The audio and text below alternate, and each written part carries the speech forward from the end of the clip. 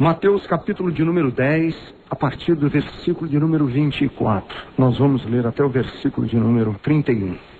O discípulo não está acima do seu mestre, nem o servo acima do seu senhor. Basta ao discípulo ser como o seu mestre, e ao servo como o seu senhor. Se o dono da casa foi chamado Beelzebu, quanto mais os membros da sua família. Portanto, não tenham medo deles. Não há nada escondido que não venha a ser revelado, nem oculto que não venha a se tornar conhecido.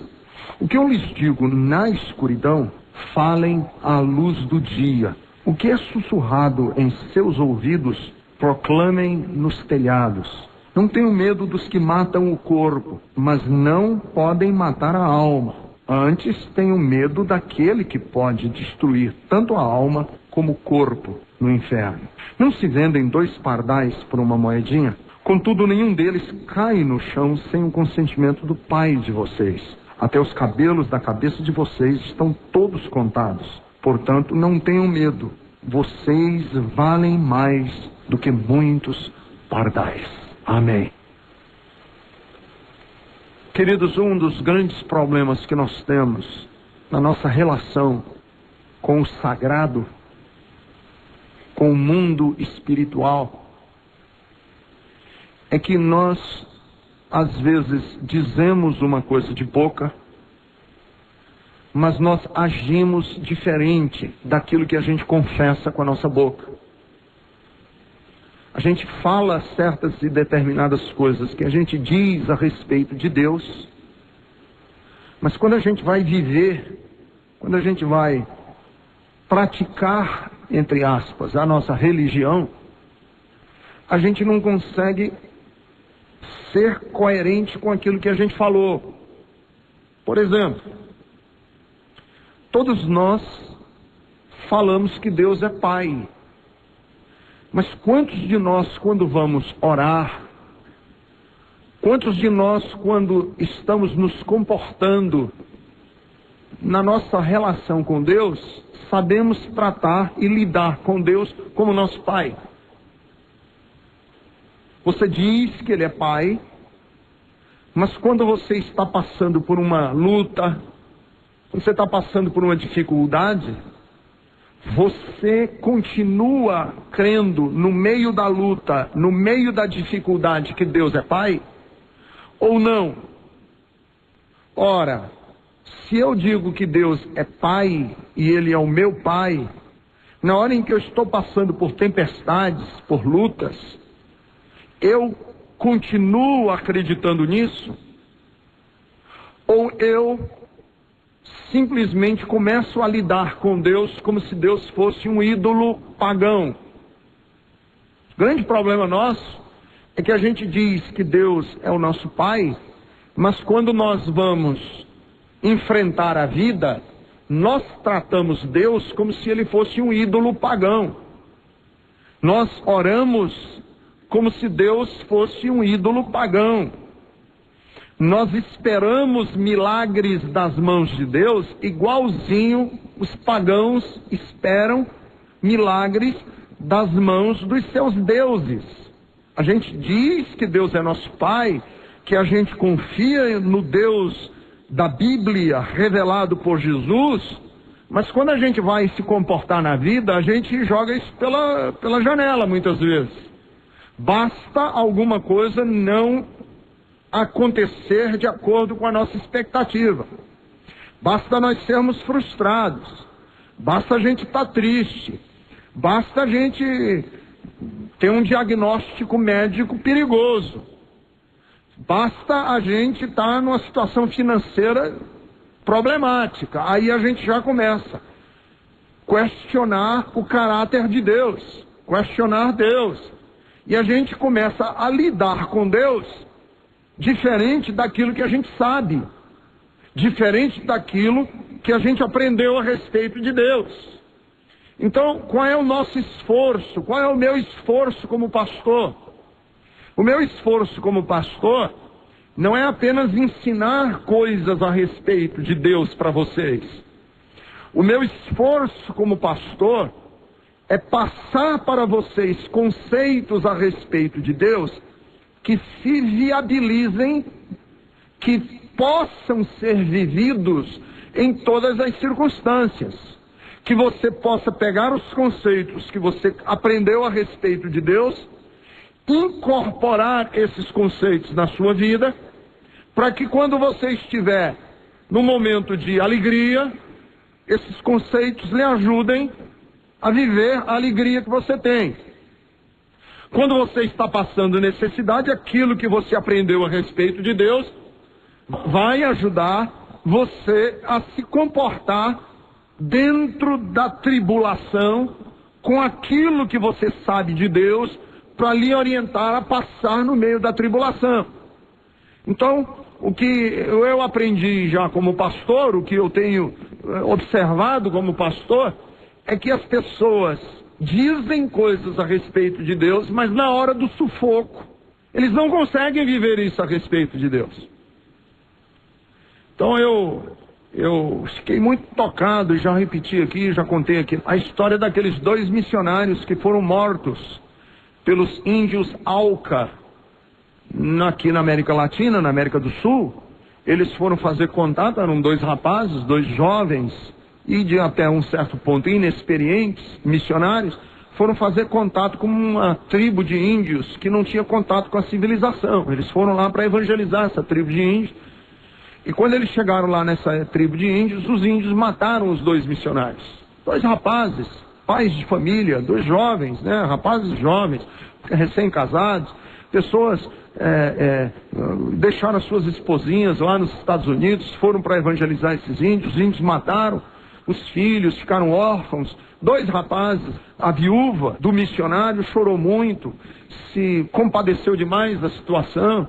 E eu li a história desses missionários, fiquei compadecido com a história dele. A história moveu o mundo, comoveu o mundo, porque eles foram com o objetivo de pregar o evangelho e foram mortos de uma forma brutal. A esposa do missionário, anos depois, ou algum tempo depois, eu não sei se anos, mas algum tempo depois, estava revirando as gavetas da casa. E numa das gavetas da casa, ela descobriu uma agenda. Ela achou uma agenda do missionário. E na agenda do missionário tinha uma frase que ela guardou com ela, e quando eu li, eu guardei comigo. E quero que essa frase seja minha, e eu gostaria que essa frase fosse sua também. A frase diz assim, é linda. Ela diz assim: nunca questione nas trevas aquilo que você aprendeu a respeito de Deus na luz. Nunca questione nas trevas aquilo que você aprendeu sobre Deus na luz. Entenderam a lógica da frase? Aquilo que a gente aprendeu a respeito de Deus na luz, aquilo que eu aprendi a respeito de Deus quando tudo vai bem, aquilo que eu aprendi a respeito de Deus quando tudo está funcionando dentro da normalidade, no dia em que a minha vida sair do normal e eu estiver experimentando aquilo que a Bíblia chama de dia mau, no dia em que eu estiver atravessando o dia mau, aquilo que eu aprendi a respeito de Deus quando tudo ia bem é a mesma coisa, não mudou. O que eu sei a respeito de Deus quando tudo vai bem é o mesmo que eu sei a respeito de Deus quando tudo vai mal. Então é importante nós sabermos lidar com algumas coisas a respeito de Deus, do caráter de Deus, porque quando a gente conhece o caráter de Deus, quando a gente sabe quem Deus é, não importam as circunstâncias, porque as circunstâncias mudam, mas Deus não muda. As circunstâncias são instáveis. Hoje eu posso estar vivendo dias bons, amanhã eu posso estar vivendo dias maus. Não sei como é que vai estar a minha vida amanhã. E eu não sei como é que vai estar a sua vida. Eu não sei como é que vai estar você daqui a 2 anos, 3 anos. Eu sei de uma coisa, que aquilo que eu ensinar a respeito de Deus hoje, daqui a 2 anos, vai ser a mesma coisa, porque Deus não muda. Aquilo que eu disser a respeito do caráter de Deus, não importa se você está no corredor de uma UTI, ou se você está entubado na UTI, não importa se você está desempregado, não importa se você está na beira da cova de um cemitério, não importa. Aquilo que você aprender a respeito de Deus na luz é o mesmo que você tem que se segurar quando as circunstâncias forem difíceis. Então, há algumas coisas aqui do texto que eu gostaria de estabelecer, eu gostaria de colocar como base para a sua conduta, para a sua vida, como um tesouro que você vai carregar todos os dias da sua vida. Algumas coisas. Primeiro, Deus jamais nos pedirá o que Ele mesmo não esteja disposto a fazer. Deus nunca pede para nós alguma coisa que Ele ou já não tenha feito ou Ele não esteja disposto a fazer. Vejam bem, Deus jamais pedirá dos seus servos alguma coisa que Deus mesmo não faça ou esteja disposto a fazer. A Bíblia Sagrada diz: o discípulo não está acima do seu mestre, nem o servo acima do seu senhor. Versículo de número 24. Qual é o contexto desse versículo? O contexto desse versículo é o contexto da perseguição, da luta, da tribulação. Se você diz assim: eu passo por tribulação na minha vida, pois o Deus que nós servimos é um Deus que passou tribulação através do seu Filho aqui no mundo. Por isso é que a carta aos Hebreus diz que nós não temos um sumo sacerdote que não possa se compadecer da nossa dor. Aquilo que você passa não é algo que Deus esteja blindado.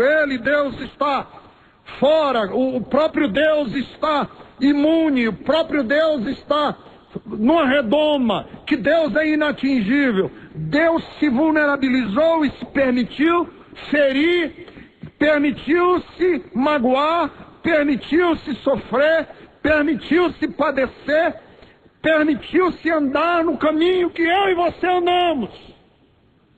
Então, todas as vezes que você disser: a minha luta é grande, lembre-se, maior foi a de Jesus. Todas as vezes que você disser: a minha cruz é pesada, maior e mais pesada foi a de Jesus. Todas as vezes que você pensar: a vida está sendo difícil para mim, tão difícil, foi a de Jesus. Então, por que esse princípio é importante? Porque nós não estamos servindo um Deus que esteja ausente, fora, distante, descolado da nossa realidade, impassivo à nossa dor. Nós temos um Deus que se compadece conosco.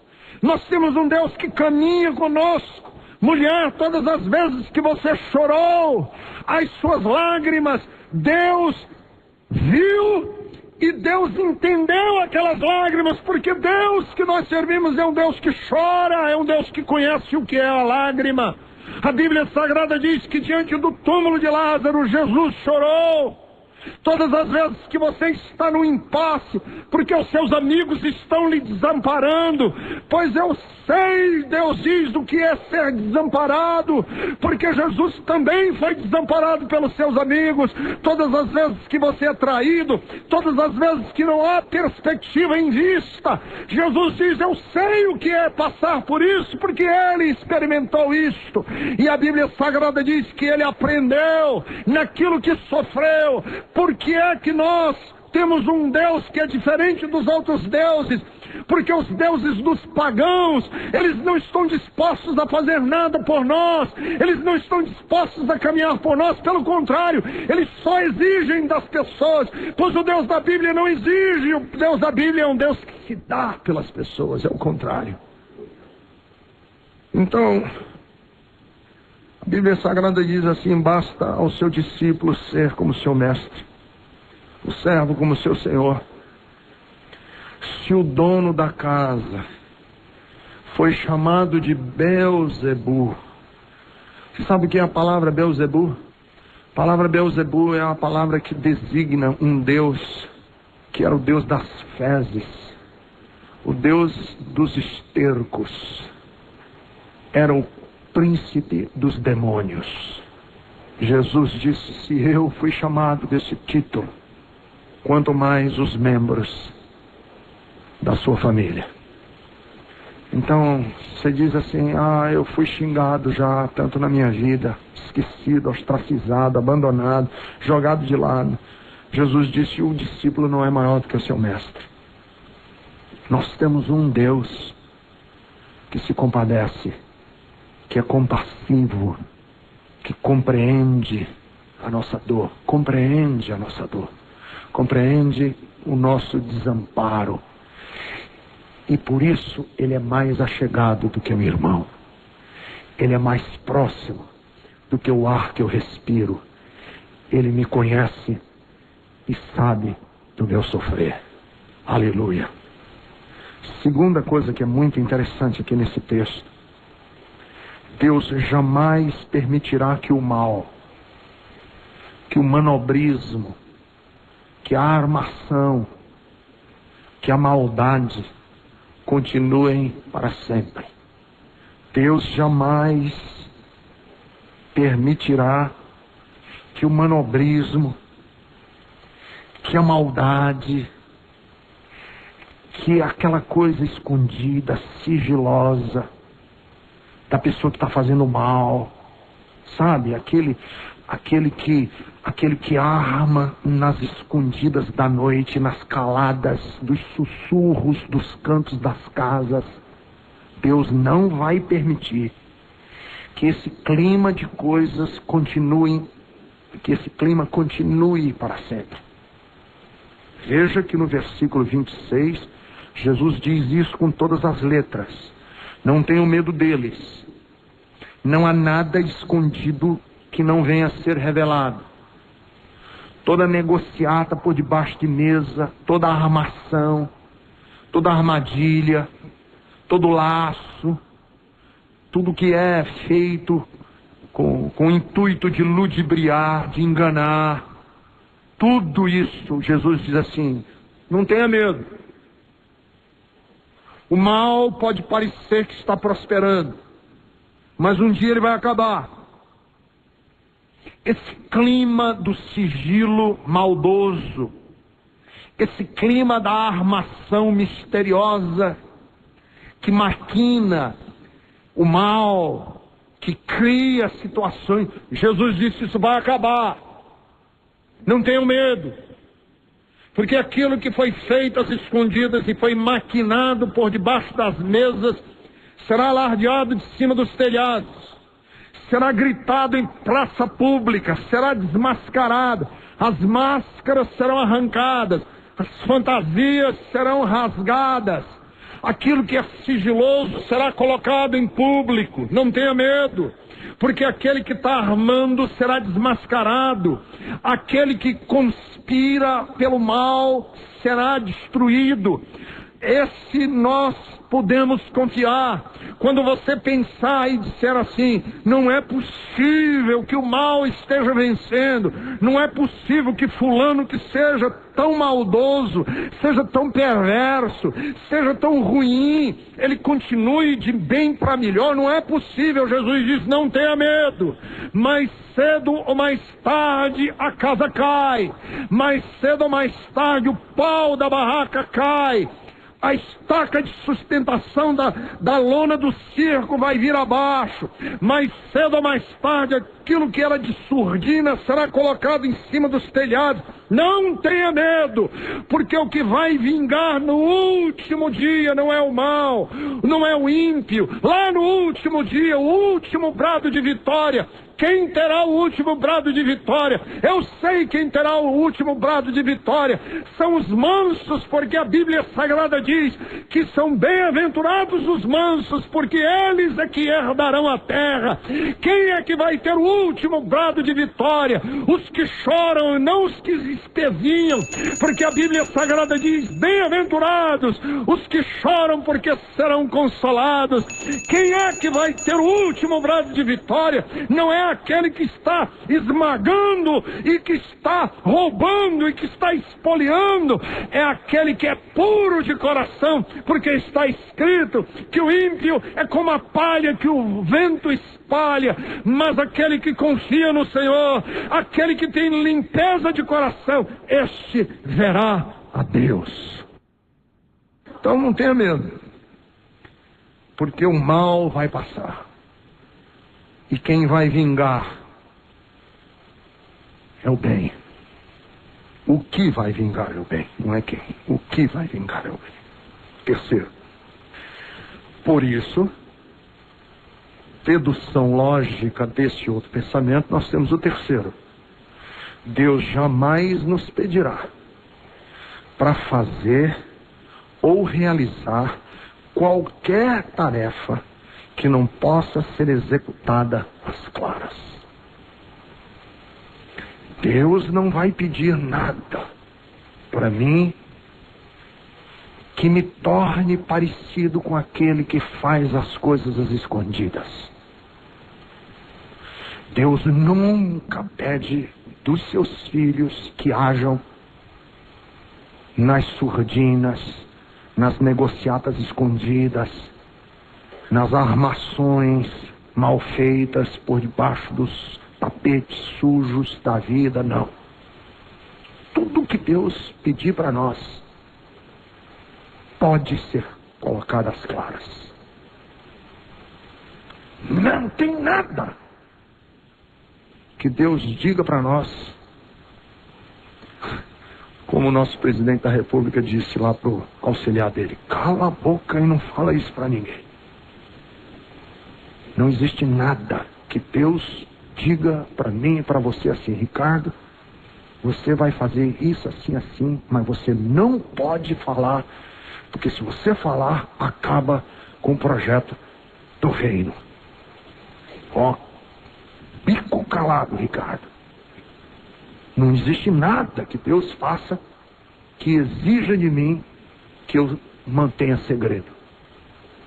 Olha como é lindo, como Jesus diz aqui: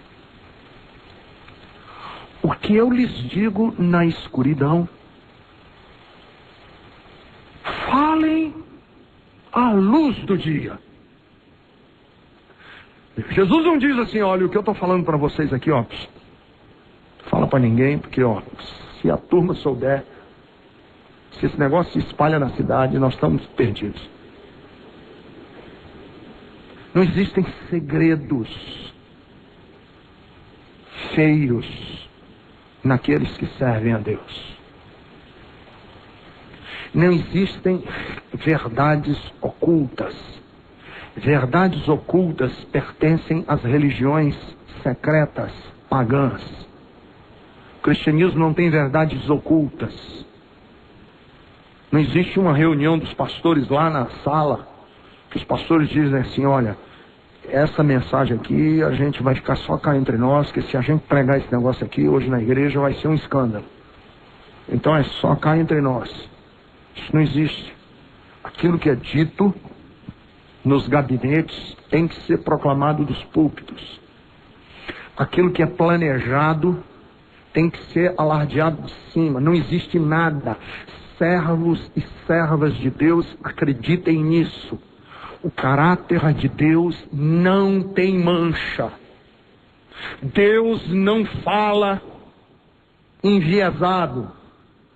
Deus não fala por linhas tortas. Falar de Deus é sim, sim, não, não. A Bíblia Sagrada diz que o falar de Deus é o sim, o amém em Cristo. Aquilo que você ouvir de Deus, um teste claro para você saber se é de Deus ou se não é. Tudo que for de Deus é de boa fama. Tudo que for de Deus pode ser dito às claras. Tudo que for de Deus é louvável. Tudo que for de Deus tem bom relatório. Tudo que for de Deus pode ser conversado sem culpa. Tudo que é de Deus. Deus não tem esqueletos escondidos no armário. Deus não tem verdades que, se a gente trouxer à tona, acaba. Não existe uma conspiração do Vaticano para acabar ou para esconder as verdades da Bíblia. Não existe uma conspiração de pastores que estão armando a serviço da CIA um projeto de hegemônico de evangelização do Brasil. Isso não existe. Uma vez me perguntaram isso: você é agente da CIA? Eu digo: eu? É porque eu soube que a CIA financia a igreja. Eu digo: rapaz, os caras ainda nem me procuraram. Nem me procuraram, nunca ninguém me procurou. Não existe isso na cabeça das pessoas. Porque tudo de Deus é às claras. A verdade de Deus é dita e alardeada e ninguém precisa se envergonhar. O Evangelho de Jesus não tem subterfúgios. Deus não fala com meias verdades. A voz de Deus. Por isso é que a Bíblia Sagrada diz que Ele é luz. Porque a Bíblia, quando diz que Deus ama, Ele ama de verdade, não é meia conversa. Quando Deus disser assim: eu vou fazer isso, não é que Deus está dizendo, mas Ele estava com outra intenção. Quando Deus diz: eu estou triste, não é porque Deus está falando para a gente melhor entender Ele. É porque Ele realmente está triste com os atos do seu povo. Quando Deus diz assim: o meu coração está zeloso para que você não saia dos meus caminhos. Existe zelo do Senhor me consome. Não é que Deus está falando uma coisa, mas Ele está querendo significar outra. O caráter de Deus é cristalino, como a luz do sol ao meio-dia. Sem luz, sem nuvem. Quando Deus fala, a luz brilha sem nenhuma nuvem impedindo a luz de Deus. Então, amigo, aquilo que Deus falar para você, pode se segurar. Pode se segurar naquilo. Porque é. Aquilo que a Bíblia revela a respeito de Deus é. Não existe possibilidade de Deus ter dito uma coisa para desdizer daqui a 5 anos. Não existe a possibilidade de Deus fazer uma afirmação para daqui a 5 anos dizer assim: não, eu falei isso, mas era só para você entender melhor, mas eu tinha um propósito e agora que eu vou te revelar o propósito. Que aí Deus estaria mentindo, e Deus não mente. Deus é verdadeiro. Por isso que o comportamento do cristão também tem que ser igual ao de Jesus. O que eu lhes digo na escuridão, falem na luz do dia. O que é sussurrado aos seus ouvidos, proclamem nos telhados. Não tenham medo. Agora o próximo ponto. Versículo de número 28. Deus jamais nos deixará expostos a perigos maiores do que a morte. O maior perigo que nós temos é a morte. Correto? Porque qualquer perigo maior do que a morte já foi anulado na cruz do Calvário. Pior coisa que pode me acontecer é eu morrer. Tem nada pior do que isso. Morreu. Mas a morte já não é mais contaminada do veneno da destruição. Jesus diz assim: não tenho medo dos que matam o corpo. Tem gente que pode matar o corpo. Pode. Posso ser assassinado. Posso ir por um caminho e a pessoa dá um tiro na minha cabeça. Mas a bala daquela pessoa na minha cabeça, o pior que ela pode fazer é matar o meu corpo. Porque o processo da morte não é mais da destruição, do veneno. Ela não tem mais o veneno da destruição. O veneno da destruição da morte foi tirado na cruz do Calvário. A morte agora é o caminho pelo qual o mortal se reveste da imortalidade e o corruptível se reveste da incorruptibilidade. A morte já não é mais destruidora do ser humano que confia em Jesus. Ele tirou já o veneno da morte. Ele conquistou a morte na cruz do Calvário. Nós continuamos morrendo, a morte física. Todo mundo aqui vai morrer, mais cedo ou mais tarde. É o caminho de todos os mortais. Mas aquele que confia em Jesus cumpre-se nele a promessa que foi feita a Lázaro, quando Lázaro estava morto, e Jesus disse às irmãs de Lázaro: aquele que crê em mim, ainda que esteja morto, viverá. E aquele que vive e crê, este jamais morrerá. De que morte ele estava falando? Não é da morte física, porque é da morte física. Lázaro morreu, e morreu de novo. E Lázaro está sepultado em algum lugar. Que morte ele está falando? É da morte eterna, da separação eterna de Deus. Essa já não mais me alcança. Essa já foi conquistada na cruz do Calvário. Eu agora tenho certeza absoluta de que o meu nome está escrito no livro da vida do Cordeiro, e que quando eu passar desta vida para outra, minha alma não vai ficar errante pelo céu, eu não vou para purgatório, eu não vou ficar esperando que rezem missas por mim. No dia em que eu morrer aqui e o meu corpo tombar aqui na terra, eu tenho certeza absoluta de uma coisa: eu entrarei pelos portões de pérola do céu, e lá estará me esperando o meu Senhor Jesus, porque a morte já não me mata mais, a morte já não me destrói mais. Eu agora tenho uma morada eterna com Deus. Jesus disse: na casa do meu Pai há muitas moradas, e eu vou preparar-vos lugar. E a gente só chega lá morrendo com um corpo físico. O corpo físico morre, mas não me mata. Porque quando o corpo exterior se deteriora, o apóstolo São Paulo diz: o interior se revigora em Deus. Então, o fogo não me destrói mais. A guilhotina não acaba mais comigo. O câncer não acaba comigo.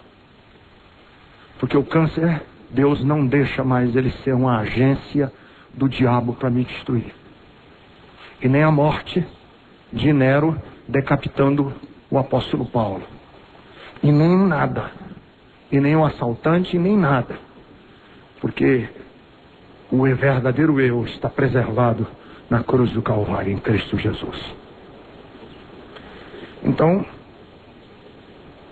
não tenho medo dos que matam o corpo, mas não podem matar a alma. Tenho medo daquele que pode destruir tanto a alma como o corpo, falando de Deus. Esse assim nós temos que temer.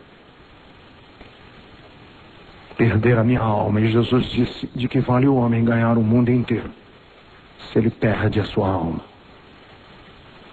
De que vale eu preservar o meu corpo físico se o meu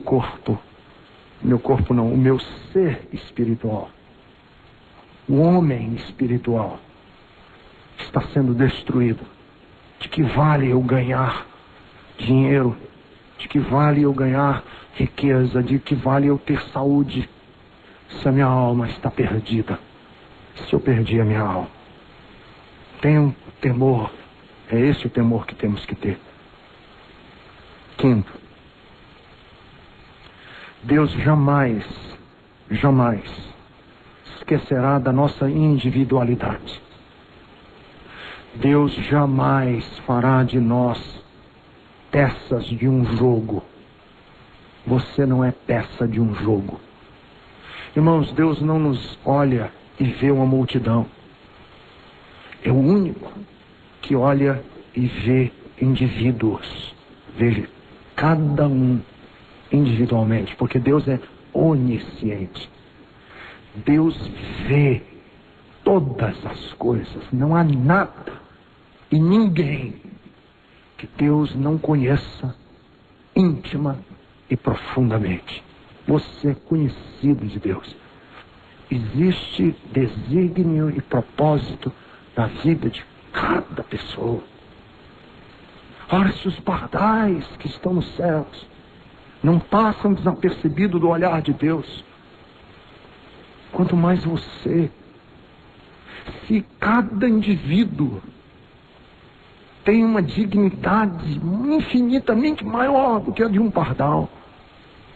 Porque os pardais não pensam, não se reconhecem, não criam, não têm percepção do amor, não têm diálogo, não escrevem poemas, não fazem música, não escolhem, não tomam decisões. Os pardais não tem a dignidade que você tem. Você tem uma dignidade. E a Bíblia Sagrada diz assim: não pense que você é apenas uma peça, que você é apenas mais um. Cada pessoa é alvo do amor de Deus. Não existe ninguém que Deus não ame profundamente. Eu gosto de dizer essa frase e repito: não há nada que você possa fazer que faça Deus amar você mais do que Ele já ama. E não há nada que você possa fazer que Deus deixe de amar você do tanto que Ele ama. Nada. Não existe amor mais verdadeiro. Não existe conceito de amor mais puro do que o amor de Deus. Amigo, você vale muito para Deus. Que Ele deixou os portões de pérola, abandonou o reino, humilhou-se, tomou a forma de servo. Por você, você vale muito. Por isso é que a Bíblia diz de que vale o homem ganhar o mundo inteiro, se ele perder aquilo que ele tem mais precioso e que Deus considera de valor inestimável, que é a nossa vida, que somos nós. Por isso é que tem tanta alegria no céu quando um pecador se arrepende. Um só. Mais do que 99 justos que não precisam de arrependimento. Alegria, alegria no céu, porque Deus sabe e Deus conhece o valor de cada pessoa. Quando você estiver nas maiores lutas da sua vida e todo mundo estiver desdenhando e abandonando você, lembre-se disso. Eu sou muito precioso para Deus. Deus me quer muito bem.